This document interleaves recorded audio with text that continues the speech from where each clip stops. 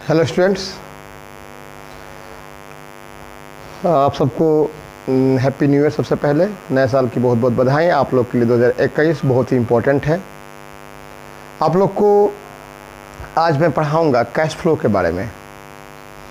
Cash flow या accounting ratio मतलब part B के बारे में, कि पार्ट बी में क्या क्या कौन कौन सा आपका चैप्टर जो है बहुत ही इम्पोर्टेंट है।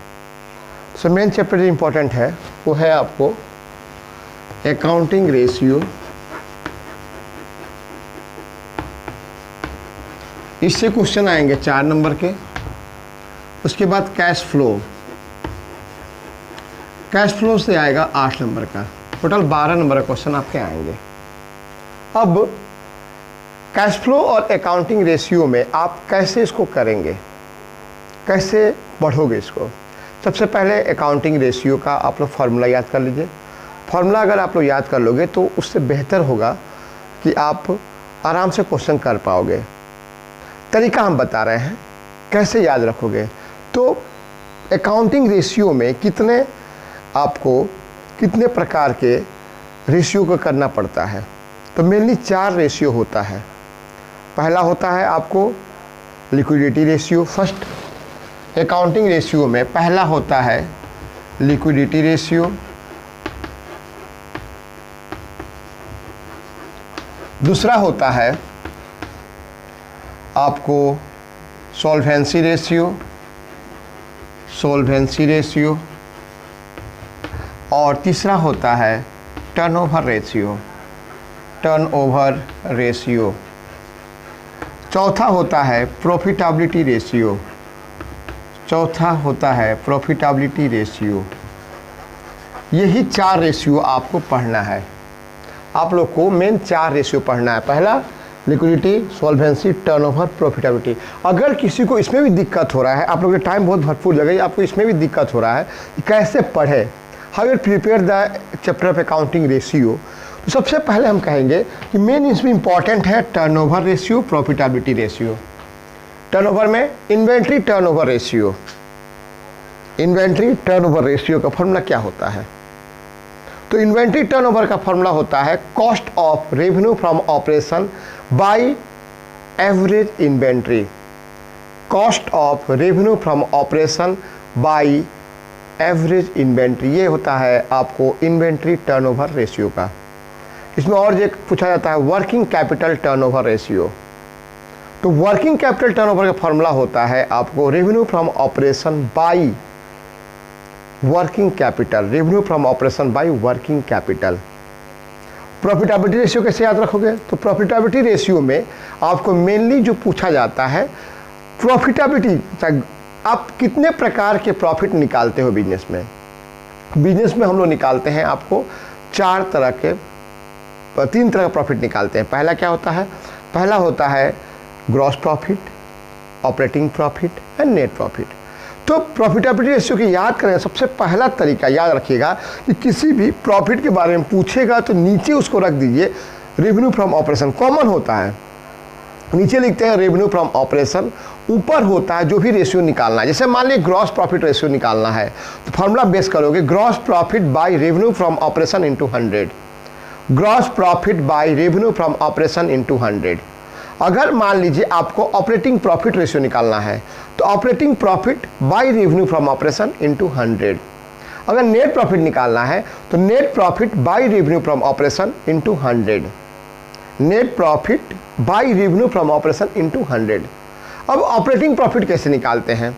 तो अगर ग्रॉस प्रॉफिट निकालने आपको आ रहा है तो इसमें ऑपरेटिंग प्रॉफिट निकालने का सबसे आसान तरीका होता है gross profit minus operating expenses. Gross profit minus operating expenses. अब ऑपरेटिंग एक्सपेंसेस क्या क्या होता है? तो selling and distribution, office and administration. Selling and distribution, office and administration, this is called operating expenses. इसके बाद आपको अब आ जाइए नेट प्रॉफिट कैसे निकालोगे। If you are calculate the operating ratio then you calculate the net profit ratio. कैसे करोगे? How? सबसे पहले आप ऑपरेटिंग प्रॉफिट में से इनडायरेक्ट टैक्स को माइनस कीजिए और इनकम को प्लस कर दीजिए तो आ जाएगा। ठीक है, तो ये 3-4 फार्मूला आप अगर याद कर लेते हो, जैसे मान लो हम एक एक चीज़ बताते जा रहे हैं। लिक्विडिटी में 2 पे याद करना पड़ेगा, करंट रेशियो और लिक्विड रेशियो। सॉल्वेंसी में 4 याद रखना पड़ेगा। डेब्ट इक्विटी रेशियो, हल्का फुल्का हर फॉर्मूले को आप अगर अप्लाई करते जाओ तो सही रहेगा।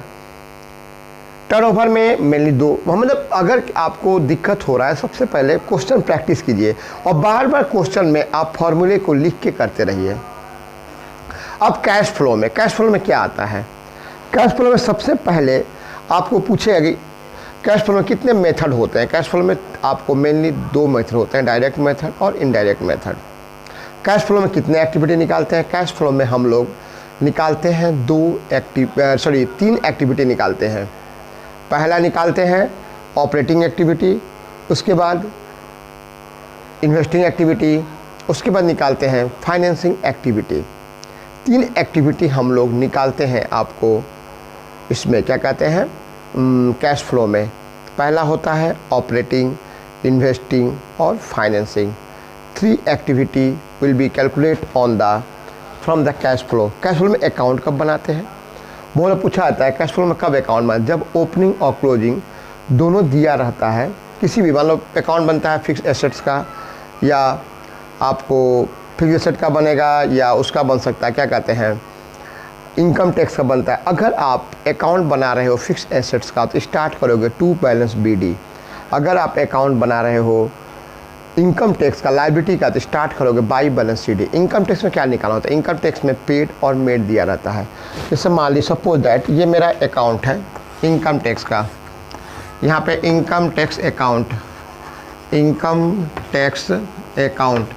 इनकम टैक्स अकाउंट में स्टार्ट करेंगे हम लोग बाई बैलेंस BD। इधर होता है previous year, by balance BD previous year, to balance CD current year. अब अगर आपको दिया हुआ है बैंक दिया हुआ है तो पेड दिया है तो पेड को टू बैंक लिखोगे, पेड दिया रहेगा तो टू बैंक, यहाँ पे पेड। अगर मेड दिया हुआ है तो बाई प्रॉफिट लॉस, यहाँ पे मेड निकलेगा, यहाँ पे आपको मेड निकलेगा। तो अगर पेड दिया है तो मेड निकालना पर जो मेड निकलता उसको हम लोग आपको ऐड करते हैं इनकम करेंट ईयर का जो प्रॉफिट होता है उसमें हम लोग ऐड कर देते हैं। अगर करेंट ईयर का दिया हुआ है प्रॉफिट में आपको करेंट ईयर का अगर जो यहाँ PL निकलेगा उसको प्रॉफिट में ऐड करते हैं, और जो ये पेड आया है इसको माइनस करते हैं। अब मैं एक क्वेश्चन करके आप लोग को समझा दे रहा हूँ कैसे करोगे। मैं DKL का क्वेश्चन नंबर करवा रहा हूँ आप लोग को, बहुत ही अच्छी क्वेश्चन है।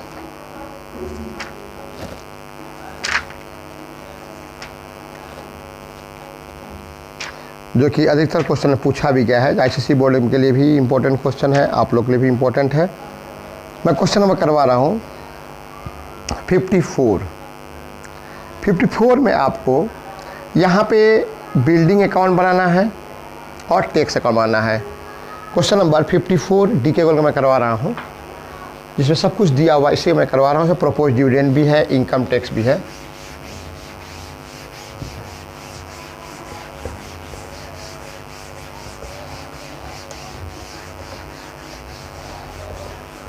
देखिए इसमें सबसे पहले आपको बनेगा डेप्रिसिएशन अकाउंट, तो बनेगा आपको बिल्डिंग अकाउंट बनाएंगे, क्योंकि बिल्डिंग दिया हुआ है, डेप्रिसिएशन इसमें बिल्डिंग अकाउंट बनाएंगे। तो लिखेंगे यहाँ पे बिल्डिंग अकाउंट।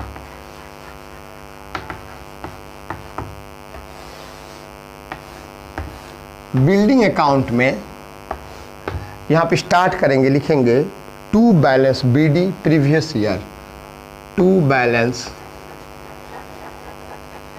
BD, यहाँ प्रीवियस ईयर होगा। प्रीवियस ईयर का बैलेंस दिया हुआ है बिल्डिंग का, टेंजिबल एसेट बिल्डिंग होता है, इसका दिया हुआ है 6 लाख। और इधर होता है CD करेंट ईयर, इधर होता है बाई बैलेंस CD, ये भी 6 लाख ही दिया हुआ है। ठीक है, इसके बाद आपको यहाँ पे दिया हुआ है परचेज दिया, जो परचेज करता है तो 2 में लिखते हैं, टू बैंक परचेज दिया हुआ है यहाँ पे आपको 75,000 परचेज दिया है 75,000। इसके बाद यहाँ दिया है old building which was 63,000 sold A loss of 5,000, अगर 63,000 के एसेट्स को बेच रहा है आपको 5,000 लॉस पे, तो इसको हम लोग लिखेंगे by profit and loss, 5,000 loss दिखा देंगे, यानी कि ये बेचा है बाई बैंक, सेल करेगा तो बाई बैंक 58,000। ये 58 कहाँ से आया? तो हमने क्या किया, 63 में से 5,000 को माइनस कर 58 आ गया। इसके बाद इसको एडलेस करेंगे, जो आएगा, देखिए हमने लॉस भी निकाल लिया, सेल भी निकाल लिया, परचेज भी निकाल लिया, जो डिफरेंस है उसको डेप्रिसिएशन कहते हैं। डेप्रिसिएशन दिया हुआ है, डेप्रिसिएशन आपको यहाँ पर निकलेगा, एडलेस करोगे डेप्रिसिएशन निकलेगा 12,000, टोटल हो जाएगा ये 6,75,000, 6,75,000। अब हम लोग बनाएंगे income tax account, income tax account. Income tax account में, इनकम टैक्स अकाउंट में यहाँ पे हम लोग लिखेंगे, सबसे पहले इनकम टैक्स स्टार्ट करते हैं 22 से। इनकम टैक्स लायबिलिटी इसको स्टार्ट करेंगे 22 से, यहाँ पे डेबिट क्रेडिट दिखा देंगे। By balance, by balance BD इधर लिखते हैं हम लोग, दिखा देंगे बाई बैलेंस बीडी दिया हुआ है 40,000। To balance CD, to balance CD इधर दिखा देंगे हम लोग 70,000। यहाँ पे दिया हुआ है आपको टैक्स ड्यूरिंग द ईयर 80,000, यानी कि ये इनकम टैक्स आपको मेड है, इसको दिखा देंगे by profit and loss made, यहाँ पर आ जाएगा 80,000। अब इसको एडलेस करेंगे तो यहाँ पर हो जाएगा 1,20,000। डिफरेंस जो करेंगे इसको लिखेंगे टू बैंक, यहाँ पे पेड निकल गया, पेड मतलब इसको ऑपरेटिंग एक्टिविटी में लेस करेंगे, मेड का मतलब होता है ऑपरेटिंग एक्ट में इसको ऐड करेंगे। इतना आप लोग समझ में आ गया होगा। अब आगे हम बनाएंगे, तो इतना ही 2 ही अकाउंट बना था। अब उसके बाद हम लोग करेंगे कैश फ्लो ऑपरेटिंग एक्टिविटी, इसके बाद कैश फ्लो ऑपरेटिंग एक्टिविटी करेंगे।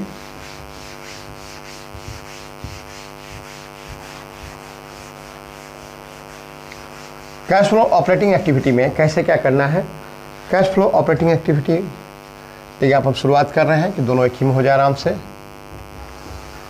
सबसे पहले यहाँ आप लिखेंगे ऊपर statement of cash flow, statement of cash flow, इसके बाद profit during the year, profit during the year, profit दिया हुआ है आपको करेंट ईयर का, यहाँ प्रॉफिट जो है पहले 1 लाख था, अब 2 लाख हो गया, यानी कि 1 लाख। इसमें ऐड करेंगे इनकम टैक्स, इसमें ऐड करेंगे इनकम टैक्स करेंट ईयर 80,000, 80,000। इसके बाद ऐड किया जाता है प्रोपोज्ड डिविडेंड, याद है इसको ऐड किया जाता है प्रोपोज्ड डिविडेंड। प्रपोज डिविडेंड हमेशा प्रीवियस ईयर ऐड किया, याद रखिएगा हमेशा प्रीवियस ईयर। तो यहाँ पर हो जाएगा डिविडेंड निकाला जाता है आपको शेयर कैपिटल पर, डिविडेंड जो होता है शेयर कैपिटल पर निकालेंगे तो होगा 80,000, 20,000 का, 4 लाख का 20% 80,000 होगा। इसको टोटल प्लस कर देंगे 1,60,000। इसके बाद अब हम लोग ऐड करते हैं नॉन ऑपरेटिंग एक्सपेंस को ऐड किया जाता है, नॉन ऑपरेटिंग इनकम को लेस किया जाता है। याद रखिएगा कैश फ्लो में नॉन ऑपरेटिंग एक्सपेंस जो होता है उसको हम लोग ऐड करते हैं, नॉन ऑपरेटिंग इनकम को लेस करते हैं। तो नॉन ऑपरेटिंग एक्सपेंस में हो जाएगा डेप्रिसिएशन, ऐड डेप्रिसिएशन, डेप्रिसिएशन आया था 12,000। उसके बाद हम लोग ऐड करेंगे डेप्रिसिएशन के बाद अगर आपका इंटेंजिबल एसेट घट रहा है तो उसको ऐड किया जाता है। यहाँ पर घट रहा है तो add return of intangible asset, return of intangible assets, यहाँ पे घट रहा है इंटेंजिबल एसेट्स आपको पहले था 50, अब 45 हो गया 5,000 से। इसके बाद लेस करते हैं हम लोग profit on sale of, profit on sale of building, जो प्रॉफिट हुआ था, यहाँ प्रॉफिट हुआ था, आप सॉरी लॉस हुआ था तो ऐड होगा, लॉस हुआ था तो लॉस को ऐड करेंगे। लॉस हुआ था 5,000, यहाँ 5,000 दिखा देंगे। उसके बाद यहाँ पे आप देखेंगे कि नॉन करंट इन्वेस्टमेंट दिया है लेकिन उसका रेट नहीं दिया है, तो लॉन्ग टर्म बोरोइंग दिया हुआ है उसका भी आपको कोई रेट नहीं दिया है तो इंटरेस्ट नहीं निकालेंगे। अगर लॉन्ग टर्म बोरोइंग का इंटरेस्ट दिया रहेगा तो उसका इंटरेस्ट निकालते हैं, और अगर आपको नॉन करंट इन्वेस्टमेंट का भी अगर रेट दिया रहता तो हम उसका इंटरेस्ट नहीं दिया है तो यहाँ पे आप नहीं निकालोगे। अब इसके बाद इसको हम आगे बढ़ाएंगे। अब इसमें प्लस कर देंगे तो हो जाएगा 1,82,000। ये जो आया इसको लिखेंगे operating profit before working capital changes. Working capital changes मतलब हुआ एसेट, करंट एसेट और करंट लायबिलिटी लेते हैं। क्रेडिटर यहाँ पे आपको पहले था 1,40,000, अब 1,05,000 हो गया, घट रहा है तो लेस करोगे। इन्वेंट्री बढ़ रहा है तो लेस करोगे, और ट्रेड रिसीवेबल बढ़ रहा है तो लेस करोगे।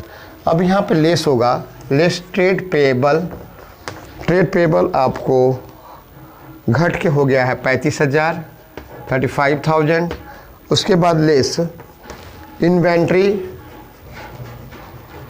इन्वेंट्री आपका हो गया है 5,000 बढ़ गया, ये भी लेस होगा। उसके बाद आपको trade receivable 55,000 minus trade receivable 55,000, इसको अब यहाँ पर प्लस करके लेस करेंगे तो 55, 5, 40, 60, 95,000 को यहाँ पर लेस कर दीजिए तो आएगा 0, 7, 5, 12, 7, 17, 9, 87,000 आ गया। अब इसके बाद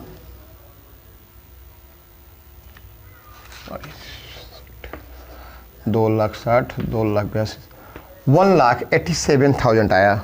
अब इसमें से हम लोग लेस कर देंगे इनकम टैक्स को। लेस इनकम टैक्स जो था, जो पेड आया था उसको यहाँ से लेस करेंगे। इनकम टैक्स आपको आया था 50,000, तो यहाँ पे आंसर आ जाएगा 1,37,000। ये जो आया इसको लिखेंगे cash from operating activity, cash from operating activity. अब हम लोग बनाएंगे इन्वेस्टिंग एक्टिविटी। इन्वेस्टिंग में क्या करें? इन्वेस्टिंग में केवल एसेट्स परचेज और सेल आता है, एसेट्स परचेज और सेल आता है। यहाँ परचेज किया, सेल किया था पहले बिल्डिंग, तो ऐड करेंगे, add sale of building. Sale of building आपको ऐड कर देंगे 58,000। उसके बाद लेस करेंगे परचेज ऑफ बिल्डिंग 75,000। उसके बाद लेस करेंगे परचेज ऑफ इन्वेस्टमेंट, इन्वेस्टमेंट बढ़ा है तो लेस करेंगे 75,000। 1,50,000 में से 58,000 चला जाएगा तो बचेगा 92,000।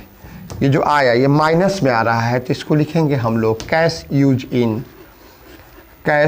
Used in investing activity, cash use in investing activity. अब बनाएंगे हम लोग फाइनेंसिंग एक्टिविटी। फाइनेंसिंग एक्टिविटी में क्या होता है, शेयर और डिवेंचर लेते हैं, लॉन्ग टर्म और शेयर होल्डर फंड को। शेयर यहाँ पे बढ़ रहा है तो ऐड होगा, add issue of share, add issue of share 2 lakh. उसके बाद आपको लॉन्ग टर्म बोरोइंग घट रहा है तो लेस होगा, शॉर्ट टर्म भी घट रहा है तो ये भी लेस होगा। बैंक लोन तो लिखेंगे लेस बैंक लोन 10,000। उसके बाद लेस रिडम्पशन ऑफ डिवेंचर,